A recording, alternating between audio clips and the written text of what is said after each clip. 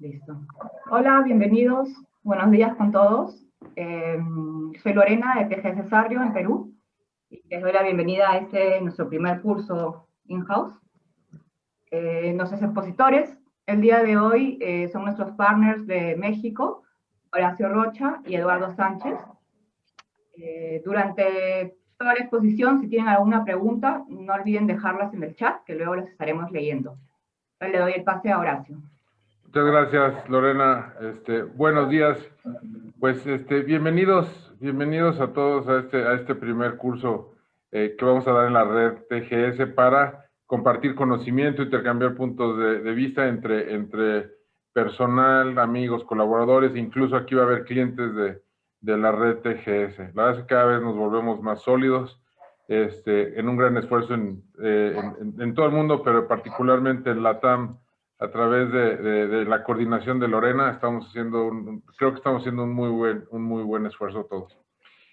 Antes de continuar, lo más importante, feliz Día del Niño. No sé en sus países, Lorena, pero en México el día de hoy se celebra el Día del Niño.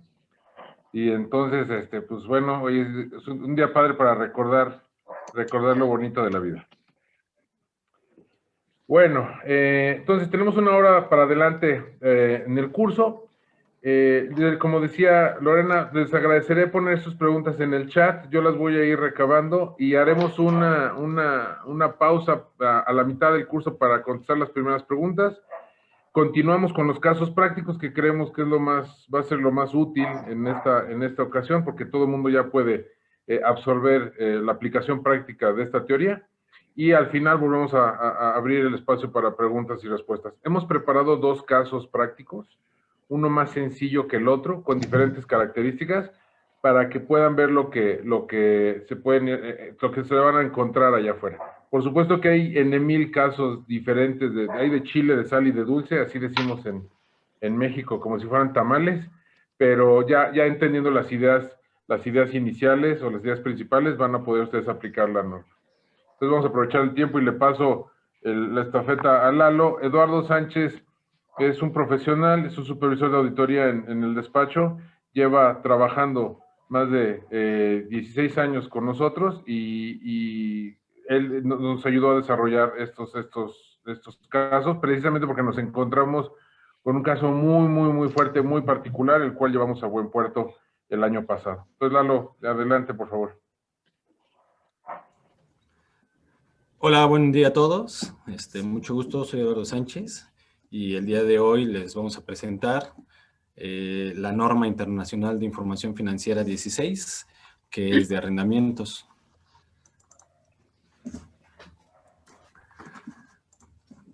Ok, vamos a iniciar. Esta NIF inició su vigencia el 1 de enero del 2016 y fue emitida por el Consejo Internacional de Normas de Información Internacionales Financieras.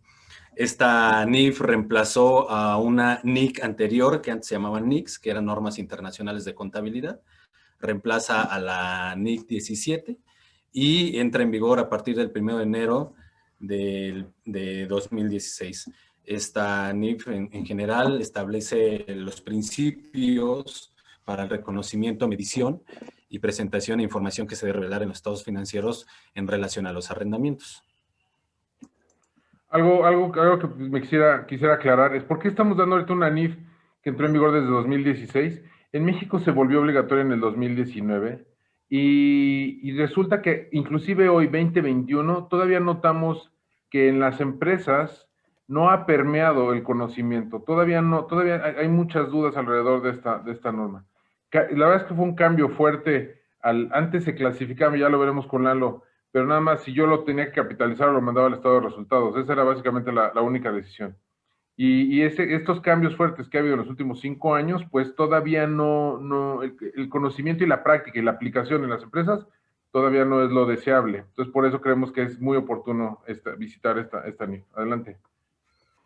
Okay, ahora, para saber si a nosotros nos aplica esta NIF, debemos de comenzar identificando si tenemos un contrato de arrendamiento. Y un contrato de arrendamiento, o una parte de un contrato, debemos ver si en él se transmite el derecho a usar un activo por un periodo de tiempo a cambio de una contraprestación. Y también para evaluar si un contrato transmite el derecho de controlar ese activo, debemos de evaluar si se tiene el derecho a obtener sustancialmente beneficios económicos sobre el uso de ese activo, ¿sí? Ahora, también debemos de identificar si es un arrendamiento a corto plazo, que sería en un periodo menor a 12 meses, y a largo plazo, que sería en un periodo mayor a 12 meses. Y como concepto, ¿qué es el periodo? El periodo es la vigencia, es el periodo no cancelable por el cual un arrendatario tiene derecho a usar un activo subyacente. En la lámina siguiente les voy a dar la definición de qué es un arrendador y qué es un arrendatario. También debemos de identificar si es un arrendamiento operativo o financiero. Y la diferencia entre estos dos es que, por ejemplo, en el financiero, un arrendamiento transfiere sustancialmente todos los riesgos y ventajas inherentes a la propiedad del activo. En términos coloquiales, en el financiero, al final, hay una opción de compra. Y en el operativo no hay una opción de compra. ¿Ok? Perdón, algo interesante de esto es que, por lo menos en México, se han notado entidades que por un lado firman un contrato de arrendamiento, nada más decir, yo nada más te voy a rentar estas computadoras 3 años. Y parecería un arrendamiento operativo. Pero por otro lado, en un segundo contrato, por separado, firman un contrato de opción de compra. Entonces, lo que está haciendo ahí la arrendadora es dividir la operación, lo que es realmente un arrendamiento financiero, lo tratan de convertir en un operativo firmando 2 documentos. Entonces, bueno, eso es una complicación más en el sentido de que el auditor no siempre va a tener acceso a esos documentos. Entonces, es muy importante tener una buena comunicación con sus clientes y decir, a ver, ¿cuál es el objetivo de este arrendamiento? Estas computadoras, ¿para qué las vas a usar? ¿Qué va a pasar al final de los 3 años? Etcétera, etcétera, etcétera. Y que obviamente nos revelen toda la documentación y todos los accesorios alrededor de esta operación principal. Sí, como dice Horacio, aquí esto que yo le estoy mostrando viene en la norma internacional de información financiera 16, y es muy importante que cuando ustedes vayan a aplicar esta norma, lo principal que deben de tener son todos los contratos relacionados con los arrendamientos que paga una entidad, ¿ok? Siguiendo el concepto del arrendador, es una entidad que proporciona. ¿Y qué proporciona? Pues el derecho a usar el activo por un periodo de tiempo, ¿no? Y un arrendatario es la entidad que obtiene ese derecho de usar por ese tiempo a cambio de una contraprestación. Ok, la NIF en cuestiones de obligatoriedad nos marca algunas excepciones y exenciones. Nos dice que esta NIF es aplicable a todos los arrendamientos, excepto a arrendamientos de acuerdos para exploración de minerales, petróleo, natural y recursos no renovables, activos biológicos, acuerdos de concesión de servicios y licencias de propiedad intelectual. Y también esta parte también es importante, y es importante cuando ustedes lean los contratos. También se puede no aplicar esta NIF cuando son arrendamientos a corto plazo, y también siempre y cuando no hay un contrato que es menor a 12 meses, pero hay una opción de compra, sí se debe de aplicar esta NIF. Y también arrendamientos en los que el activo subyacente es de bajo valor, y esto normalmente es, ¿cómo se determina? Con base a su importancia relativa, ¿sí? Y con base a la importancia relativa del total del rubro en el que le hubiera correspondido estar registrado en caso de haber sido de su propiedad. Ok, ahora vamos a empezar. En cuestión teórica lo vamos a dividir en tres rubros, que es el reconocimiento inicial, reconocimiento posterior y la presentación y revelación en estados financieros. Entonces, en el reconocimiento inicial, en la fecha del comienzo, un arrendatario debe reconocer, un activo por derecho de uso, ¿sí? Y un pasivo por arrendamiento. Y un activo por derecho de uso debe de incluir, el importe de la evaluación inicial del pasivo por arrendamiento. 2, los pagos por arrendamiento realizados antes o en la fecha del comienzo del arrendamiento. Y 3, los costos directos iniciales incurridos por el arrendatario. Ahorita que veamos el caso práctico ya lo van a poder tal vez entender un poquito mejor, Pero, por ejemplo, en el caso de los costos o pagos iniciales, podría ser rentas anticipadas, un enganche, un guante o algo por el estilo, ¿no? Aclarando que es un guante, porque no en todos los países se comprende la palabra guante. En México le llamamos guante, por ejemplo, cuando una entidad quiere rentar un local comercial en una plaza, le piden una cuota inicial muy fuerte, muy grande, muy importante, simplemente para poder entrar a ese arrendamiento. Se supone que es como una cuota por el traspaso. Les estoy hablando que esto puede estar en los millones de dólares. Entonces, pues bueno, ese es un costo inicial por yo entrar al arrendamiento. Pudiera ser alguna comisión que me cobra la arrendadora, algún otro tipo de gasto, si se hizo algún avalúo, etcétera. El caso es que cualquier costo o gasto inicial que se incurra para entrar o por entrar al contrato de arrendamiento, pues lo tenemos que reconocer en esta evaluación inicial. Ok, eso fue en cuanto a la evaluación inicial del activo por derecho de uso. Ahora, en cuanto a la evaluación del pasivo por arrendamiento, este se debe de evaluar al valor presente de los pagos futuros. Aquí nos vamos a regresar o nos vamos a meter un poco en nuestras clases de matemáticas financieras. ¿Cómo se debe de evaluar, de determinar ese valor presente de los pagos futuros utilizando una tasa de interés implícita o una tasa de interés incremental? ¿Ok? ¿Qué es la tasa de interés implícita? Es una tasa que normalmente nosotros pudiéramos conocer que deriva de un contrato, que determinando de la información de un contrato podríamos determinar qué tasa hubiéramos pagado, ¿sí?, en un financiamiento por adquirir ese activo, ¿sí?, y hacerlo de nuestra propiedad. En caso de no conocerla, que es casi en la mayoría de los casos, porque normalmente todos nuestros arrendamientos son operativos, salvo los financieros, que ahí hay una opción de compra y normalmente tenemos un valor residual estimado, ahí podríamos determinar más fácil la tasa de interés implícita. En caso de no obtenerla, la NIF nos da la opción de utilizar una tasa incremental de financiamiento. ¿Qué es esta tasa? Es la tasa que la entidad tuviera por algún préstamo con una garantía similar como si lo hubiéramos obtenido para comprar este activo. ¿Ok? Ahora, en la evaluación del pasivo, ¿qué debemos de incluir? Debemos de incluir los pagos fijos menos cualquier incentivo de arrendamiento, es decir, cualquier descuento, importes que se espera pagar el arrendatario o como garantías de valor residual o de opción de compra, y el precio de ejercicio de una opción de compra que ya les había repetido, siempre y cuando se tenga la certeza razonable de que se va a ejercer la opción. ¿Ok? Un arrendatario, en el reconocimiento posterior del activo, el arrendatario debe evaluar el activo por derecho de uso, menos la depreciación o amortización acumulada y las pérdidas acumuladas por deterioro del valor. Es decir, nosotros inicialmente determinamos un valor al activo por derecho de uso. Se va a registrar dentro del activo en el rubro que le hubiera tocado como si fuera de nuestra propiedad. ¿Sí? Va a ser como un activo fijo normal. Y posteriormente se va a crear una cuenta complementaria, ¿sí?, que va a ser depreciación acumulada y se va a ir depreciando y amortizando conforme al periodo del arrendamiento en línea recta, ¿sí? Y también lo vamos a modificar posteriormente en caso que haya una remediación del pasivo. Como va ligado el valor del activo por derecho de uso con el pasivo por arrendamiento, si en algún momento hay una modificación al contrato que nos modifique ese pasivo por arrendamiento, tendríamos que ajustar nuestro activo por derecho de uso. El 2020 fue un buen ejemplo de estas remediaciones porque con toda la crisis por el COVID, pues mucha gente negoció sus contratos de arrendamiento, les hicieron descuentos, les hicieron periodos de gracia, les pospusieron pagos de arrendamiento. Entonces, pues toda la corrida de la vida del arrendamiento se modificó. Entonces, al 31 de diciembre de 2020, pues va a ser frecuente que encontremos cambios en esas valuaciones.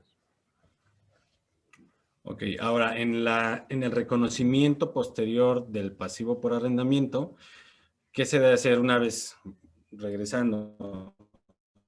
Evaluamos nuestro pasivo, lo registramos dentro del pasivo separado de los demás pasivos y cómo se va a ir disminuyendo, reducido por los pagos por arrendamiento realizados Y de igual manera, si hubiera alguna modificación al contrato, como lo acabamos de comentar, por alguna quita, por alguna condonación, por algún periodo de gracia, por alguna disminución, debemos de remedir ese pasivo por arrendamiento y debemos de corregir ese pasivo, ¿ok?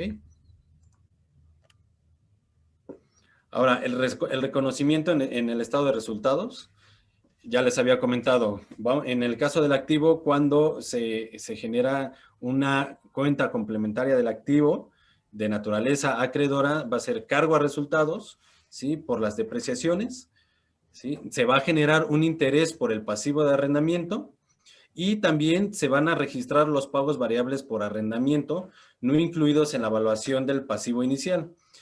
Les puedo poner un ejemplo. Hay contratos de locales comerciales que incluyen una renta variable que va sobre un porcentaje de las ventas de cada periodo. Entonces, esa renta variable, nosotros como no la conocemos, esos pagos no van a ir incluidos dentro del activo por derecho de uso ni dentro de la evaluación del pasivo por arrendamiento. Se van a ir registrando en el periodo en el que se devenguen. ¿Ok? En cuanto a la presentación en el estado de situación financiera, los activos por derecho de uso se van a registrar dentro del mismo rubro del estado financiero que le hubiera correspondido a los activos de haber sido de nuestra propiedad, ¿sí? Y revelando en qué partidas se incluyen.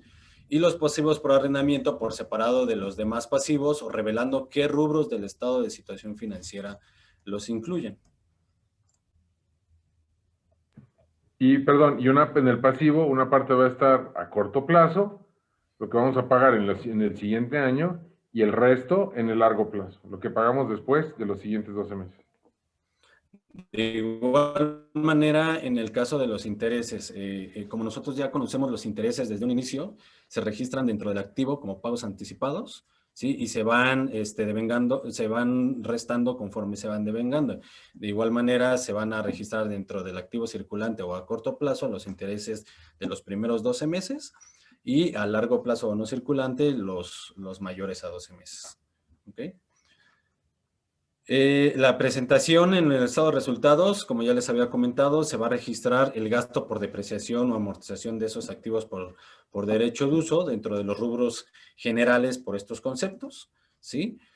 Nuestra recomendación siempre ha sido separarlos para identificar de los demás activos y poner un concepto como depreciación de activo por derecho de uso de arrendamiento, ¿no?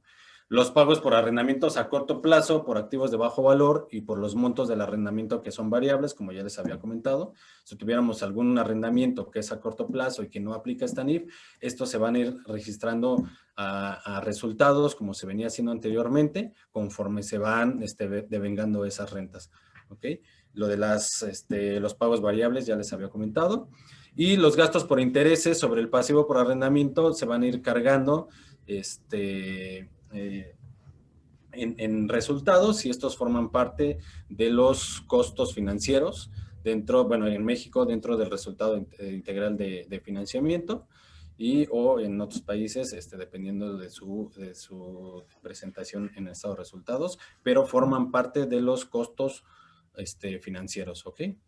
Nosotros recomendamos que al ser un concepto relativamente nuevo, que lo abran en el estado de resultados y le llamen intereses por arrendamiento, para que el lector pueda ver este componente nuevo que antes lo veían a nivel de gasto de operación, ahora lo van a ver una parte a nivel de gasto de intereses en el RIF, en el resultado integral de financiamiento, y lo abrimos. Y todos estos conceptos pues, deberían de amarrar con la nota que pongamos a los estados financieros relevante, la nota que está indicando todos los efectos. Ok. Y por último, la presentación en el estado de flujos, los pagos por pasivos de arrendamientos y los intereses registrados van dentro de las actividades de financiamiento y los pagos por arrendamiento a corto plazo, de bajo valor y los que son variables, no incluidos en las evaluaciones, van dentro de las actividades de operación. ¿Ok? Traté de hacer esto lo más práctico posible porque... Lalo, permíteme, este es un cambio importante en el estado de flujos. Porque antes un gasto que venía ya dentro de la utilidad, bueno, el resultado, si ustedes aplicaban método indirecto para el estado de flujos, pues ya venía reconocido como un concepto de operación. Ahora ya no va a estar como operación, una parte, y va a estar aparte, abajo en el área de financiamiento, de actividades de financiamiento. ¿Y cuál es la lógica de esto? La lógica es que te están dejando que tú utilices un activo, pero te estoy dejando que lo pagues poco a poco a través de ese arrendamiento. Y entonces, por lo tanto, te estoy financiando. Ese es el principio, ese es el espíritu de por qué se muestra ahí. Ok, no sé si alguien tiene alguna pregunta antes de pasar al primer caso práctico. Las van a ir mandando, Lala, hasta ahorita no tenemos. Si Ok. quieres, vamos a avanzar, que bueno, tenemos bastante tiempo. Vamos a empezar con el primer caso práctico y yo voy viendo las preguntas.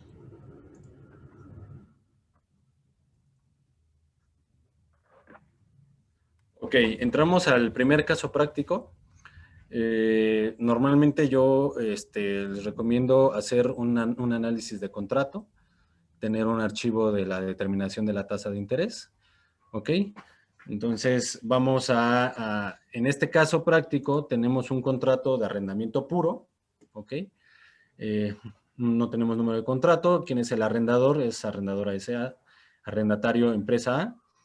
Les decía que es muy importante que ustedes vayan extractando de los contratos la información que es necesaria para poder aplicar, que ya habíamos visto en esta parte teórica.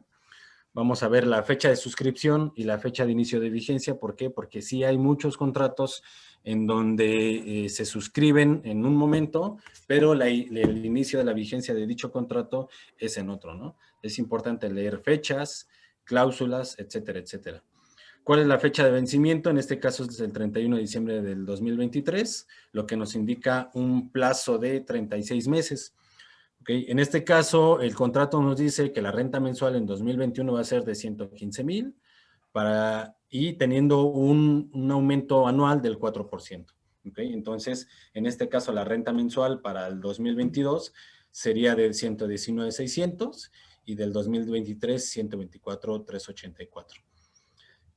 ¿Cuál es el bien arrendado? Es una oficina de 50 metros cuadrados y aquí se utiliza una tasa de interés incremental. ¿Por qué? Porque dentro del contrato, como es un arrendamiento puro y no hay una opción de compra, no pudimos obtener una tasa de interés implícita.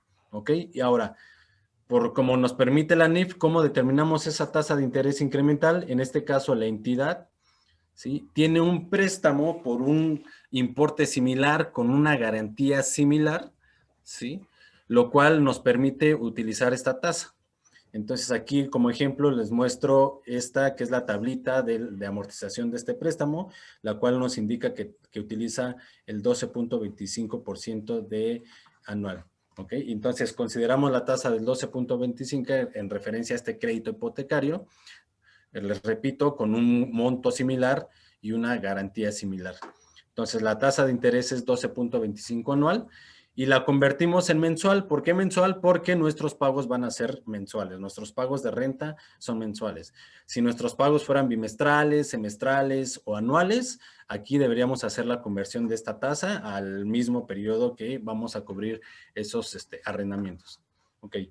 Una vez que ya determinamos, separamos los componentes o la información de nuestro contrato, ya obtuvimos nuestra tasa de interés incremental, vamos a pasar a lo que la NIF nos marca como determinar el valor presente neto.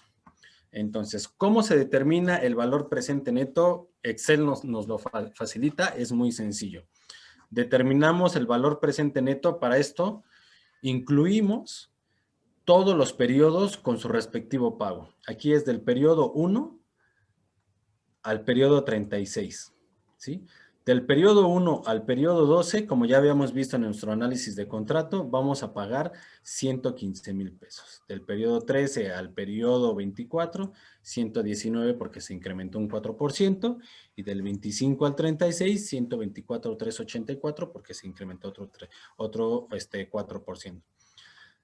Ponemos nuestra tasa, ponemos nuestro plazo y ponemos nuestra renta, ¿ok? Con nuestro Excel incluimos nuestra fórmula de valor presente neto y le decimos que nos determine el valor presente de todos estos pagos, ¿sí? Con esta tasa, ¿ok? Esto nos da un importe de 3.503.81. Es decir, nosotros si quisiéramos o si fuéramos a comprar esta propiedad o esta oficina de 50 metros cuadrados al día de hoy, pagaríamos 3.578.000, ¿sí? ¿Cómo lo comprobamos? Hacemos una comprobación igual financiera en Excel de un cálculo 1 por 1, en donde decimos la tasa de este pago en el periodo 1, cuánto nos va a salir. Este mes pagaríamos 113, el siguiente 112, el siguiente 111, el siguiente 110. Ok, al final la suma de todos nuestros periodos haciendo un cálculo financiero 1 por 1, ¿sí? Nos da el mismo importe, que son 3.578.000. Si ven aquí, se determina el valor presente neto con la fórmula de Excel, utilizando todos los periodos con la tasa, y de este lado se suman todos los cálculos uno por uno. Y esta es nuestra comprobación de que nuestro valor presente neto está determinado correctamente. Ok, ahora ya tenemos nuestra determinación del valor presente. Entonces la NIF nos decía que debemos de reconocer un activo por derecho de uso que debe de incluir, uno, la evaluación del pasivo por arrendamiento y los pagos iniciales que se hayan hecho.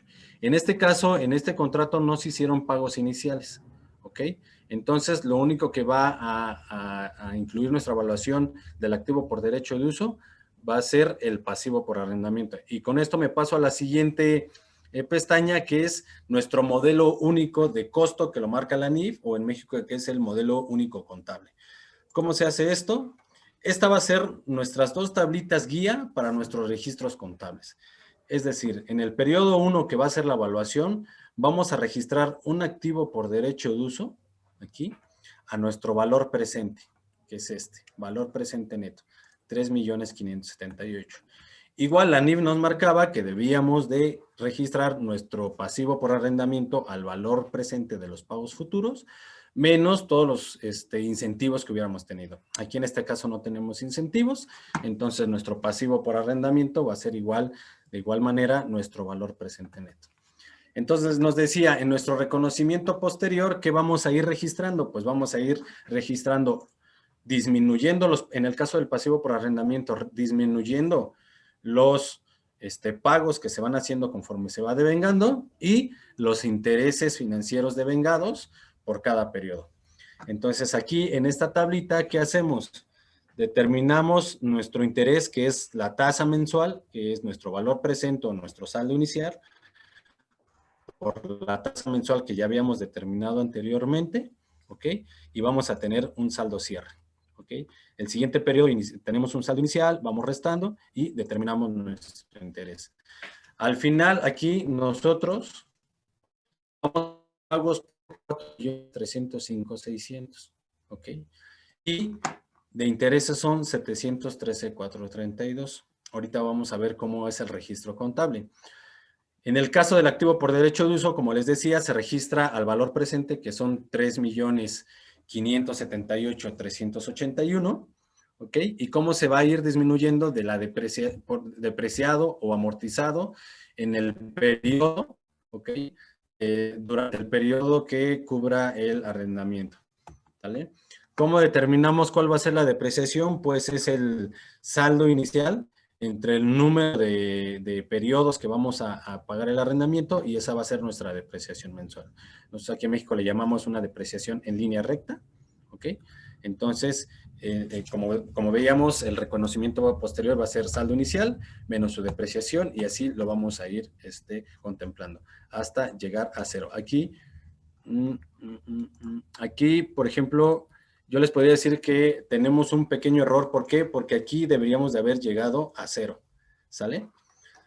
¿Cómo nos podemos dar cuenta si nuestro modelo único está correcto o no está correcto? Pues aquí deberíamos de llegar a cero, porque del total de los pagos, sí, deberíamos de llegar a cero. Me estoy dando cuenta que aquí hay un error en la fórmula de las rentas. ¿Por qué? Porque del periodo 1 al periodo 12 se van a pagar 119.600, pero bueno, de hecho se iban a pagar 115.000. Entonces aquí necesitamos corregir la fórmula, que es lo que se va a pagar aquí.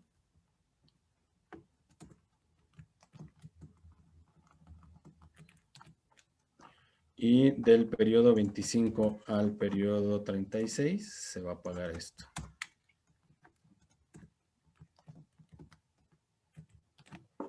Si ven, ya llegamos a cero. ¿Ok? Entonces, aquí es muy importante que ustedes vean, y como decía Horacio, sobre todo en 2020 es un periodo importante porque pudiéramos tener cambios de renta, disminuciones, quitas, periodos de gracia, condonaciones de renta, ¿sí? Entonces, si ustedes inicialmente evaluaron un arrendamiento a un importe y en un periodo determinado ustedes les hacen una condonación o una quita o les disminuyen la renta, es importante que aquí ustedes corrijan, ¿sí? Y que siempre en este saldo final ustedes lleguen a cero, tanto en el pasivo por arrendamiento como en la depreciación acumulada. ¿Ok? ¿Cómo se hace el registro contable? Bueno, en el reconocimiento inicial, ya nos decían, va a ser un cargo a una cuenta nueva que se llame activo por derecho de uso, por el importe que es el valor presente neto, ¿sí? Cargo a pagos anticipados dentro del activo por intereses por devengar. Esto va a ser la suma de esta tablita que tenemos aquí. Son estos 729,426, es la determinación de los intereses de todo el periodo de arrendamiento. ¿Ok? ¿Y a dónde vamos a abonar? Al pasivo por arrendamiento, que es la suma de todos los pagos que vamos a hacer durante todo el periodo de nuestro arrendamiento. Ese va a ser nuestro reconocimiento inicial. Ahora, posteriormente, ¿cómo lo vamos a evaluar? Pues bueno, como ya decíamos, en nuestro primer mes vamos a hacer el cargo a resultados por los primeros intereses devengados, que va a ser cargo al costos financieros o gastos financieros por 36,529,31, que es este. Vamos a disminuir nuestro pago, que va a ser pasivo, cargo a pasivo por arrendamiento, que es este. Y la depreciación, que va a ser cargo a gastos, ¿ok? Por estos 99,000. ¿A dónde se abona? A los intereses por devengar del activo que ya habíamos reconocido inicialmente. Vamos a abonar a la depreciación acumulada, que es la cuenta complementaria de nuestro activo por derecho de uso. Y aquí vamos a abonar a bancos o a proveedores si ustedes tienen la política de provisionar antes. Aquí es importante mencionarles que no les incluí las cuestiones fiscales, ¿sí? Por el tema de los países, pero por ejemplo en México deben de considerar que aquí pueden incluir el pago del IVA o alguna retención por si fuera persona física.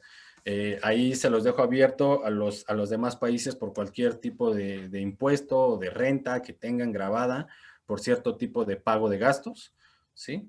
Aquí en México se cobra el impuesto al valor agregado, que es tú haces un pago, en este caso de pasivo por arrendamiento de 115,000 y debes de pagar un 16% adicional por impuesto al valor agregado, ¿ok? Pero decidí no incluirlo para no confundirlos, pero deben de considerar en cada país y aquí en México los impuestos que se generen por cada pago, ¿ok? Lo déjame contar. En este ejemplo que les estamos mostrando, pues el arrendamiento empezó, ¿no? Ese 1 de enero del 21. Pero ahorita que llegamos nosotros con los clientes y cuando aplican la norma por primera vez, pues tal vez ya habían registrado en gastos normales de operación la renta. Entonces, tendríamos que cancelar todos esos gastos anteriores registrados para ya registrar aplicando las nuevas disposiciones de esta IFRS o de la NIF de cada uno de sus países. ¿De acuerdo? Entonces, que se cancele todo ese efecto anterior y ya aplicamos esto. La norma permitió, cuando entró en vigor, que el año anterior no lo aplicaras de forma retrospectiva. Se permitió la opción de empezar en ese primer año, en el 2016 o en México en este 2019. Entonces, bueno, tuvimos esa ventaja de que no se tuvo que corregir el pasado. Pero cuando le empiezas a aplicar, si tú ya traes un contrato de arrendamiento en este año que ya habías afectado a resultados, ahí sí tienes que modificar el registro previo de este año para que quede con esta nueva normativa. Aquí también es importante. En cuanto puedas, hacemos una pausa para contestar preguntas. Si quieres, termina el caso y empezamos a contestar preguntas. Sí, con esto terminaba y adicional a lo que tú decías, es importante mencionar que había dos excepciones importantes que decía que podrías no aplicar esta NIF, que es una opción de no aplicarla, por ejemplo, a los de corto plazo o a los de bajo valor. Y hace mención que si tú optas por sí aplicarla, esos contratos de bajo valor o de corto plazo los debes de aplicar como si fuera un contrato nuevo. ¿Sí? Entonces, si ustedes lo van a aplicar y ese contrato es anterior, la NIF sí te marca que lo debes de aplicar como si fuera un contrato nuevo. De acuerdo. ¿Ok? Entonces, si quieres, iniciamos con preguntas, Horacio. Bueno, primero nos dice Marcos Andón que si el guante en Chile se asocia con unos derechos de llave. Creo que sí. A lo que voy es simplemente yo en México lo explico como si fuera el cover para que entres a disfrutar del bien, ¿no? En este caso, pagas esa cantidad nada más para poder firmar el contrato de arrendamiento, porque vas a firmar un contrato en una plaza comercial a 5 o 10 años. Si tú traspasaras el local, se supone que tú le cobrarías el guante al nuevo locatario. Ese es el principio. No, creo que en Chile sí se le llama así. Digamos. Lo que mencionaba de que en México se firman dos contratos, eso es por una maña, es la creatividad del mexicano, porque si tú firmaras un contrato de arrendamiento financiero, requieres una autorización por parte de una autoridad financiera en México. Entonces, para no tener que solicitar esa autorización, se manejan como si fueran una arrendadora pura. Siempre, para que nos quede claro, el arrendamiento puro es como cuando ustedes llegan a un aeropuerto y rentan un coche. Rentas un coche por una semana, termina tu contrato y lo regresas después de una semana, ¿de acuerdo? Y el arrendamiento financiero, pues es donde sí tú vas a tener control del activo por mucho más tiempo y al final tienes una opción de compra. Entonces, para no tener que solicitar esa autorización, se firmaban dos contratos. Finalmente, lo que quieres es que tu cliente te revele toda la información para ver la naturaleza y el espíritu de la operación y así registrarla. Y no como diga un papelito. O sea, otra vez, ¿no? Forma, tiene que ser, es más importante la sustancia, ¿no? El fondo sobre la forma. La clasificación del pasivo del arrendamiento como pasivo financiero, cuentas por pagar, definitivamente es un pasivo financiero, pero el punto importante es que abrimos un renglón específico que dice pasivo por arrendamiento, en su parte a corto plazo y en su parte a largo plazo. Entonces queda muy clara cuál de esas es.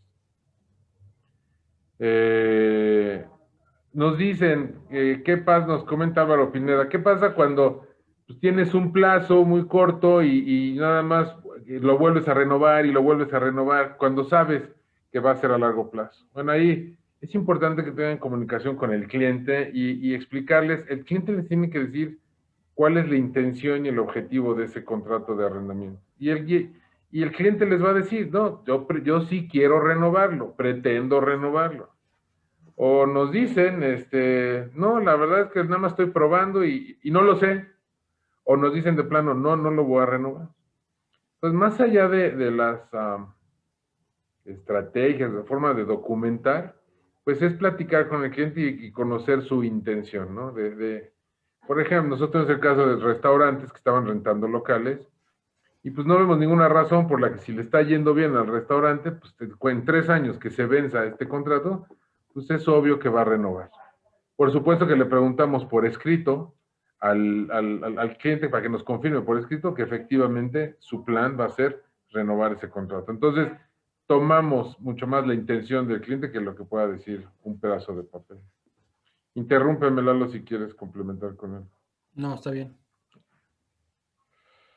Nos pregunta Marcos Andón, oye, ¿qué pasa cuando tenemos los contratos se fijan con alguna unidad reajustable, ¿no? Como si hubiéramos establecido nuestro contrato de arrendamiento en UDIs o en UMAS o con algún indicador que va cambiando de valor.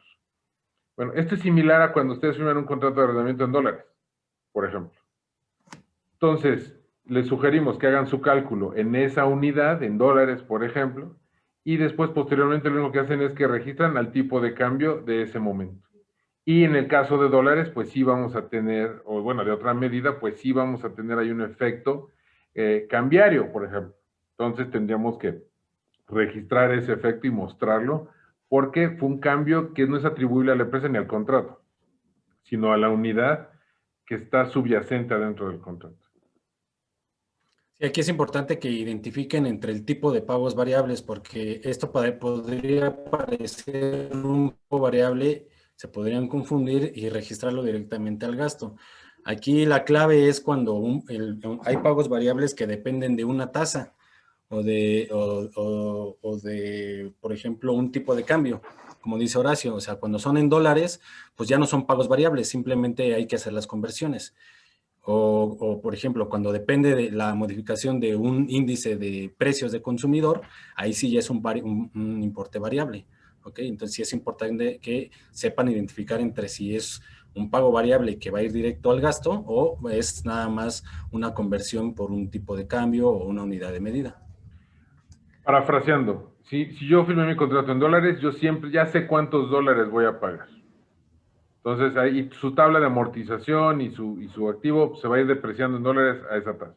Ya simplemente para la valoración, tengo mi cálculo, mis tablas originales en dólares. Cuando llegue el momento del pago y tengo un tipo de cambio diferente, lo calculo con ese tipo de cambio y el diferencial entre esos dos, pues va a ser la fluctuación cambiante. Si en cambio lo que me está modificando está en pesos o está en la moneda de su país y lo que me cambia es un índice, es una inflación, es otro concepto de ese tipo, entonces ya no, como ese no lo podemos estimar, no lo podemos evaluar, entonces eso se iría al gasto mes con mes. Seguimos.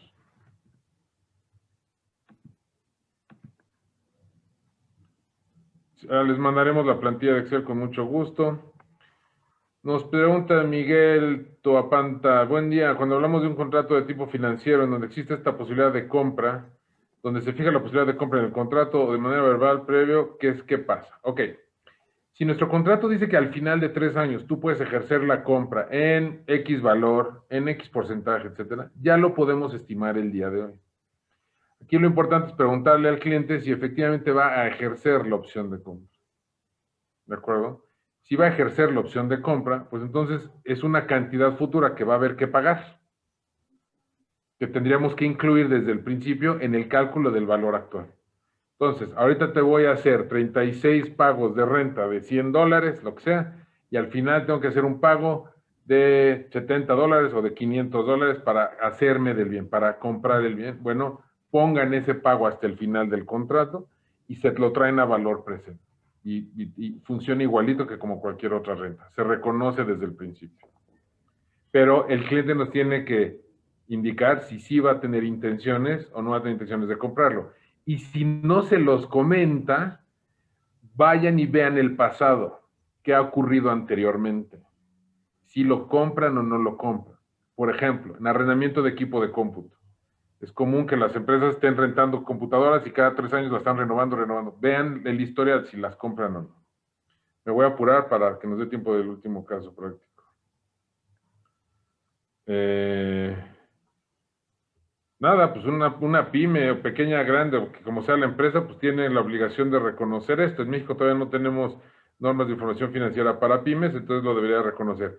Dense cuenta, yo creo que sí es muy útil que todas la reconozcan. Les voy a decir por qué. Esto le da información al lector sobre los estados financieros. Y les dice, mira, yo ya tengo un compromiso de que tengo que rentar este bien u otro bien durante los siguientes 3, 4, 5 años. Entonces, pues es información para el lector, por supuesto que queremos que esté ahí. ¿Ok? Y luego seguimos. ¿Qué pasa? Marcos Andón con el activo. Nada, se muestra un activo dentro del rubro de activo fijo en el que le toque, si estás arrendando equipo de cómputo, etcétera. Nosotros le pusimos derechos de arrendamiento en el activo y en una nota revelamos de qué tipo de activo se trata.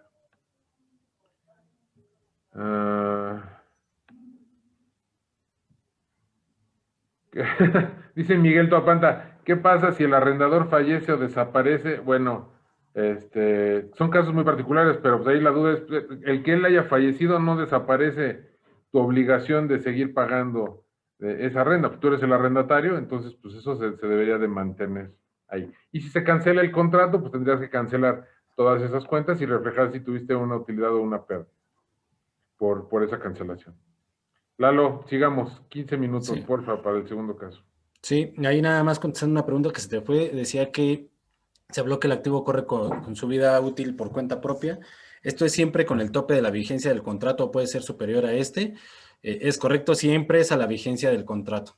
¿Ok? O sea, sí se maneja como si fuera un activo fijo, pero en cuestión de evaluación inicial y posterior, se debe de contemplar nada más el tope de la vigencia del contrato, ¿ok?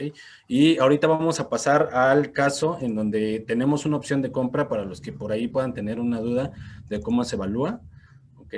Igual tengo mi índice en donde puedo, sé que incluye mis papeles de trabajo. ¿Sí, Horacio? Aclarando esto, Lalo.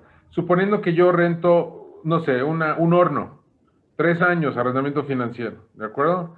El horno obviamente va a durar 10 años, tiene una vida útil de 10 años. Terminan los 3 años, se acaba el contrato de arrendamiento. Y me lo venden, ejerzo la opción de compra. Cuando ejerzo la opción de compra, ¿de acuerdo? Adquiero yo este activo y en ese momento lo voy a registrar en ese valor último de compra, en la opción de compra, en mi balance general. A partir de ese momento, se tendría que empezar a depreciar ese horno en esos últimos $500 o lo que sea, y en los 7 años restantes que tiene de vida útil.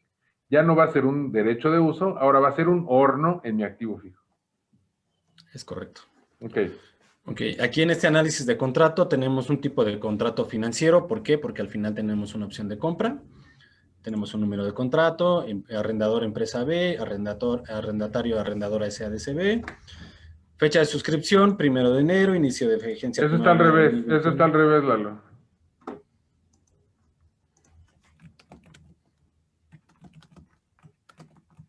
Ok, listo. Sí. Tenemos una vigencia del 1 de enero de 2021 al 31 de diciembre de 2023, nos da de igual manera 36 meses. ¿Qué se está rentando? Un automóvil, un Seat Ibiza, con estas características. Año del auto, 2021. Tenemos una renta mensual de 8,500 y en el contrato normalmente sí se establece este valor residual de compra que para este caso van a ser 225,500 pesos. ¿Ok? No, ese no es el valor No, residual, ese es el valor del auto. ese es el valor del auto. El valor residual normalmente va a ser menor, ¿ok? Entonces, teniendo ya nosotros el valor del auto actual, como si lo compráramos hoy, nos costaría 225,500, ¿ok? No seas malo, aquí multiplica 8,500 pesos de renta por los 36 meses.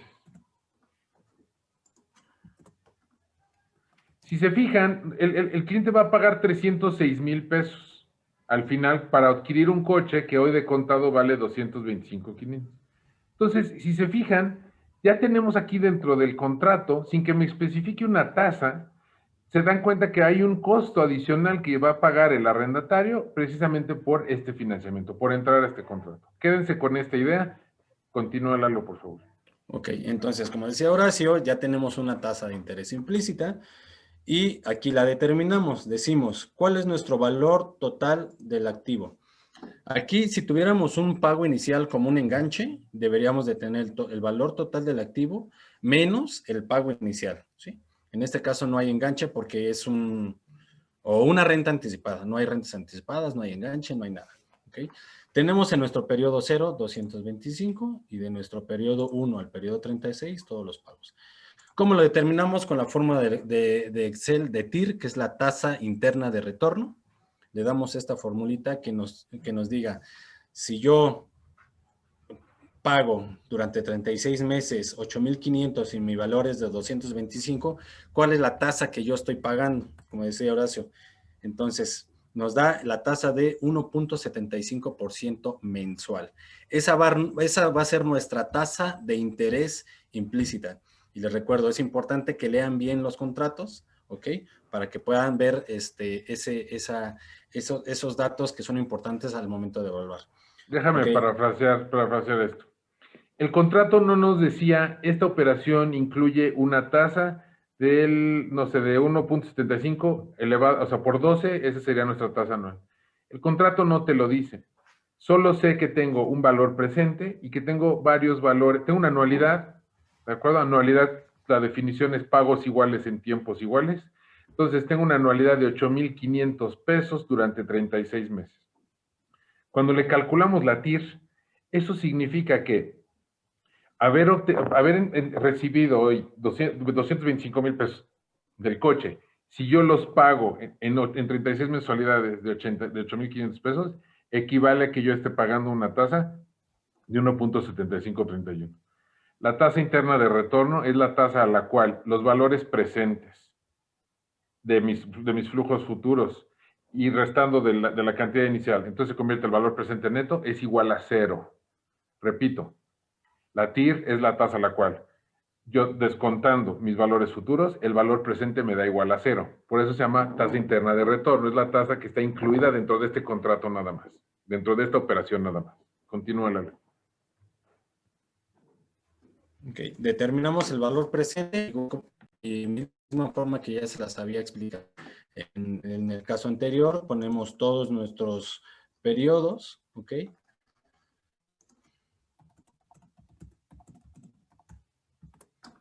Ponemos todos los periodos, que es del 1 de enero al 31 de diciembre del 2023. Bueno, lo corrijo después. Nos da un valor presente de 225,500, es lo que decía Horacio. O sea, yo voy a pagar 306, pero si yo lo comprara ahorita, mi valor presente sería de 225. ¿Y cómo lo sacamos? Con la fórmula de BNA, dándole nuestra tasa mensual por todos nuestros periodos y pagos. Hacemos el cálculo uno por uno, este sería nuestro valor futuro, este sería nuestro valor presente, 1 por 1, ok, por 1. Al final lo sumamos, todos estos, nos da el mismo importe, 225,500, ok. Nos checan. Pasamos al modelo único contable, ok. Tenemos nuestro valor presente, que son 225, que es el pasivo por arrendamiento, ok. Y tenemos nuestro activo por derecho de uso, que son 225. Igual, el reconocimiento inicial es nuestro activo por derecho de uso, que es al valor presente. ¿Sí? Aquí sería reconocer el total de los intereses, que es esto, también que estaríamos pagando de intereses, y nuestro pasivo por arrendamiento, ¿sí? Que es el total de los pagos, 306,000, es el total de los pagos. Okay. Esto es nuestro registro inicial en contabilidad. El registro posterior, cargo a gastos o costos financieros por el interés de cada mes, cargo a la depreciación por las depreciaciones o amortizaciones, ¿sí? Y cargo al pasivo que ya habíamos generado anteriormente para disminuirlo por el pago que estamos haciendo. En el activo disminuimos el interés que ya habíamos registrado anticipadamente, a la depreciación acumulada, que va a ser una cuenta complementaria del activo de naturaleza acreedora, y igual nuestro abono a bancos si se paga directo, o a proveedores si tiene la política de provisionar antes sus pagos. No sé si tengan alguna duda en cuanto a nuestro segundo caso, que ya aquí determinamos una tasa de interés. Te pusiste en mute, Lalo. Estos dos ejemplos que pusimos para este curso rápido de 1 hora fue para presentar el core, lo principal de los contratos de arrendamiento, todo lo que tenemos que hacer. Ya allá afuera nos vamos a encontrar con muchísimas peculiaridades que habría que ver caso por caso. Casos, por ejemplo, donde tienes un subarrendamiento, donde alguien renta y después subarrienda, entonces tenemos que cambiar, tenemos dos operaciones diferentes. Entonces el arrendatario se convierte en un arrendador después. Pero bueno, ahorita no los quiero confundir. Si quieren vamos a concentrarnos en estos casos que estamos viendo. Me gustaría... Y cabe mencionar, Horacio, que se enfocó mucho del lado del arrendatario, porque es el que más ha sufrido cambios. Del lado del arrendador prácticamente todo sigue igual, todo se va manteniendo a un ingreso, y por otro lado una cuenta por cobrar. No hay cambios importantes, los cambios más importantes fueron del lado del arrendatario. Correcto, el arrendador sabe desde el principio que va a cobrar 36 mensualidades de 8,500 pesos y ya lo puede ir registrando, y obviamente va a tener un pasivo diferido que conforme va cobrando esas rentas se van convirtiendo en un ingreso. Sí, es mucho más sencillo la contabilidad del arrendador. Me gustaría abrirle el micrófono. Iván, Iván Aguilera tiene una pregunta. Ah, bueno, a ver, Iván, adelante y ahorita vamos con Sergio Pineda. Iván Aguilera, ¿puedes abrir tu micrófono?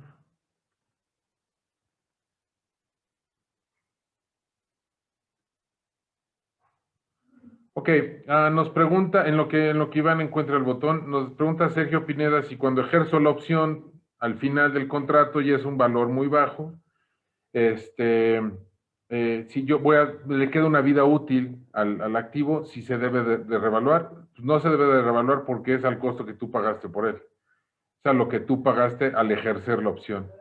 La contabilidad es conservadora, entonces nos vamos a ese MOI, ese monto original de la inversión, pues va a ser lo que tú erogaste, no revaluado. Aló, ¿están ahí? Tengo Sí, problemas. Iván, ya estás. ¿Podrías prender tu cámara para que todas te conozcan? Hola, Horacio, muchas gracias. ¿Qué tal? ¿Qué tal? ¿Cómo están? Muchas gracias también, Eduardo, estuvo muy buena la explicación, fueron muy claros en todos los conceptos. Eh, se- Te estás cortando, Iván. Mejor apaga tu cámara. Era finalmente la siguiente. Por ejemplo, nos pasa mucho acá en Chile que los contratos por algún tipo de edificio, algún tipo de sucursal, se firman de forma anual, ¿ya? Y obviamente la intención de los clientes es quedarse utilizando el bien por un mayor periodo de plazo. Por ende, el fondo no es que sea solo un año de corto plazo, ¿cierto? Y lo tenemos que clasificar como un activo, como un arrendamiento, como tal. Mi consulta es la siguiente. Nosotros hacemos evaluaciones, por ejemplo, para estos casos en un periodo previsible de 5 años, ¿ok? Mi consulta va a eso. Por ejemplo, pasa el año 1, tengo que reevaluar en ese año nuevamente el horizonte de 5 años o pasan los 5 años de esta primera estimación que ejecutamos nosotros y en ese punto volvemos a evaluar el bien en su totalidad. Esa era la pregunta. Muchas gracias. Yo lo que haría, bueno, alguna cosa es el mercado, la costumbre, qué es lo que se acostumbra en aquel lugar firmar. Pero más allá de eso, si tu cliente lleva 10 años en ese local y ya ha renovado y pretende renovar, bueno, en este momento que dice, yo por los siguientes 5 años sí me veo en la posibilidad de volver a renovar. Sí sé que los siguientes 5 años voy a renovar. Yo evaluaría el activo 5 años y en la nota revelaría esas características, diciendo, aunque no hay un contrato de 5 años, la entidad considera que sí va a utilizar ese activo durante los siguientes 5 años. Y ya, mira, pase o no, ya lo que hiciste, ya le revelaste la información que tenemos hoy. Y la información que tenemos hoy es que esa es la intención. Cualquier cosa que cambie, que puede ocurrir, pues ya en su momento se sabrá, pero nosotros no ocultamos información desde el día 1, que sabíamos que iban a ser 5 años. Yo sé que la intención son 5 años, hoy no son 3, no son 8, son 5. Por eso yo lo revelaría de esa manera. Horacio, también hay que comentar que hay muchos contratos con vigencia indefinida. Ahí, en ese caso, pues sí hay por lo menos un par de opciones que es, como acabas de comentar, acercarse al cliente para verificar cuáles son sus intenciones de arrendamiento y sobre eso nosotros tener una base de vigencia. O en caso de no tenerla, pues ahí sí tal vez nos podríamos ir sobre la vida útil del activo subyacente. Sí, si yo estoy rentando un horno para un restaurante, para un hotel o una lavadora para un hotel y no dice el contrato cuál va a ser el plazo, pues entonces yo sé que esto no puede exceder de los 8 años que va a durar la lavadora, punto. Entonces, pues ni modo, hay que establecerlo. Pero creo que la clave o siempre para evitar sorpresas o sí es revelar, revelar, revelar. Entonces se pone en la nota, hay un contrato de arrendamiento por este equipo de lavado, ¿de acuerdo? Que no presenta una vigencia. La tasa es tal y tal y tal y tal. se estima, se hizo un cálculo para que el uso de esta lavadora es de 8 años. Y tan tan. ¿Sale? Bueno, son las 11 de la mañana. Si no hay ninguna pregunta, vamos a dejar que todo el mundo ya se vaya a jugar. Ya empezó el recreo por el Día del Niño. En los siguientes media hora le estaremos mandando a Lorena el Excel. Ya con estos errores, sin estos errores que habíamos mostrado, para que ustedes lo puedan utilizar como una matriz que les sirva como un machote. Esperamos que sea de utilidad. Gracias, Horacio, gracias, Eduardo, y gracias a todos por participar. Que tengan buen fin de semana. Muchas Gracias. gracias. Hoy, Lorena, vimos que se grabó este curso. Todavía no hemos decidido cómo se va a difundir o si alguien lo requiere, ¿no? Ya lo veremos más adelante, pero bueno, todos sus países estarán enterados de qué hacemos con esta grabación. Sí, yo en el mismo mail que les mando el Excel, les mando también el link para que puedan ver el video si necesitan volverlo a ver, ¿no? O De compartir. acuerdo. Bueno, pues muchas gracias a todos por sus comentarios. Un gusto. Buen fin de semana para todos. Muchas gracias a todos. Hasta luego. Gracias, hasta luego.